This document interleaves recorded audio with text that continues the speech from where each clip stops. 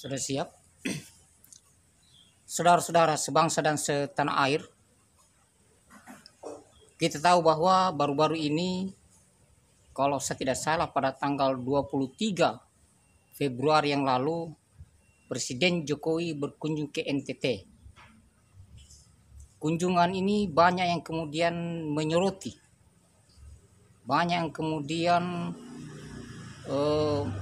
berpendapat bahwa Presiden Jokowi ini sama dengan apa yang telah dilakukan oleh MRS. Ya, ini terkait dengan kerumunan.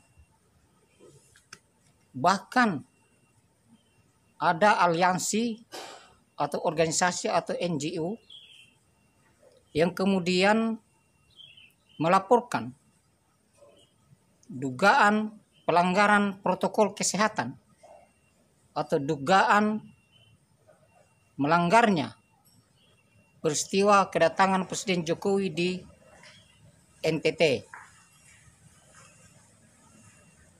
Di media sosial banyak kemudian menyerang pihak istana, menyerang pihak Jokowi, atau menyerang Presiden Republik Indonesia itu tidak konsisten di dalam menerapkan protokol kesehatan.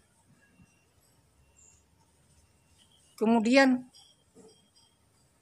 mereka tidak henti-hentinya memprotes itu, bahkan ingin seperti yang dialami oleh MRS. Atau ada juga yang berpendapat bahwa hari ini MRS itu wajib untuk dibebaskan. Lantaran apa yang dilakukan MRS itu dianggap kurang lebih sama atau mirip dengan apa yang dilakukan oleh Presiden Jokowi tentang kerumunan, tentang pelanggaran protokol kesehatan. Apakah benar pendapat-pendapat tersebut? Apakah pendapat-pendapat tersebut bukan pendapat liar yang tidak punya hukum apa-apa, yang tidak punya dasar apa-apa, tidak punya legal standing? Apa benar pendapat masyarakat itu? Apa benar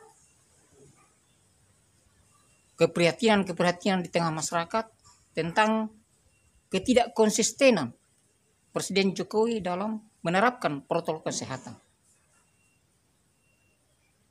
Coba kita lihat dulu sebelum kita ke Joko Widodo, kita lihat dulu kasusnya MRS.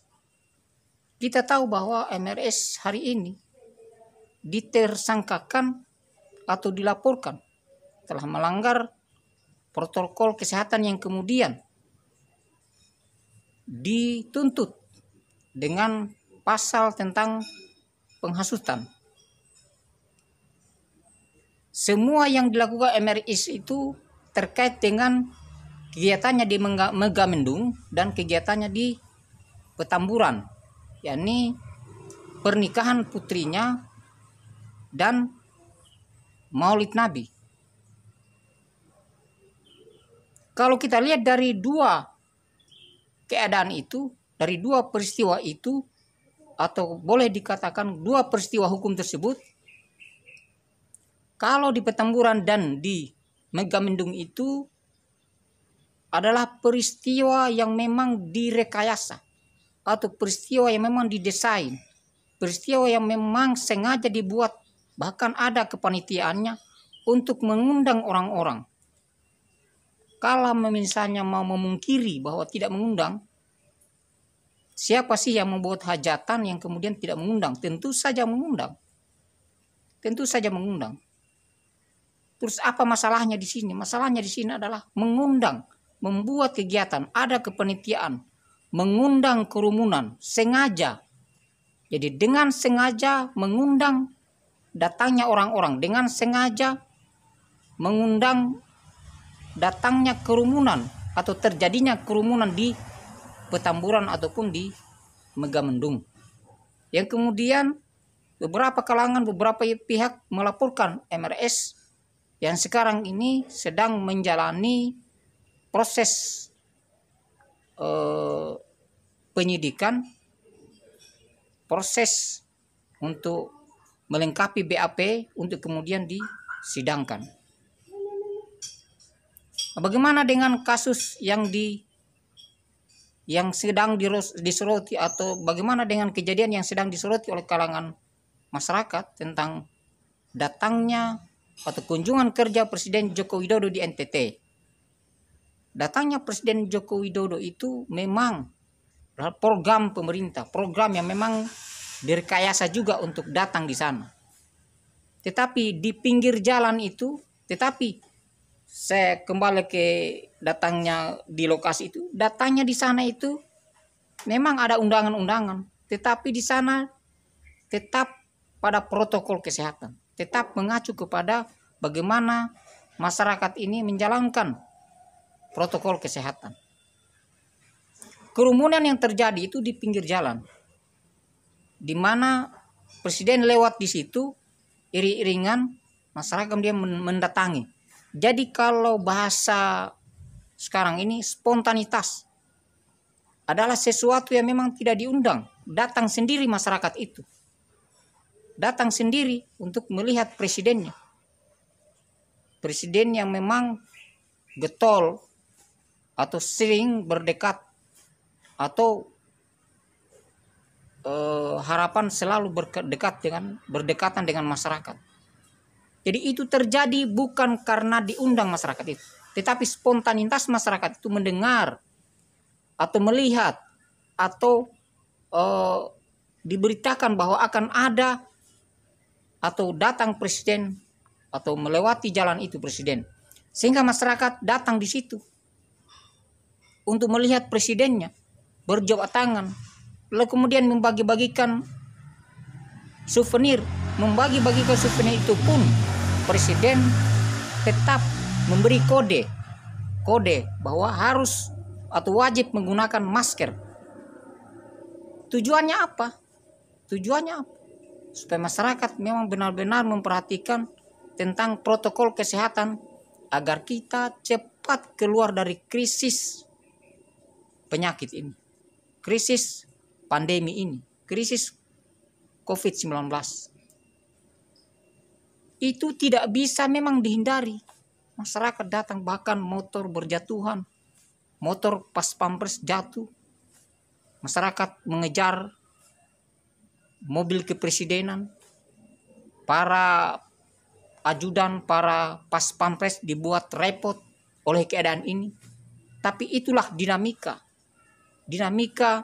kedekatan masyarakat, heroisme masyarakat melihat presidennya, antusiasme masyarakat melihat presidennya, sehingga mereka berkerumun, dan itu bukan diundang.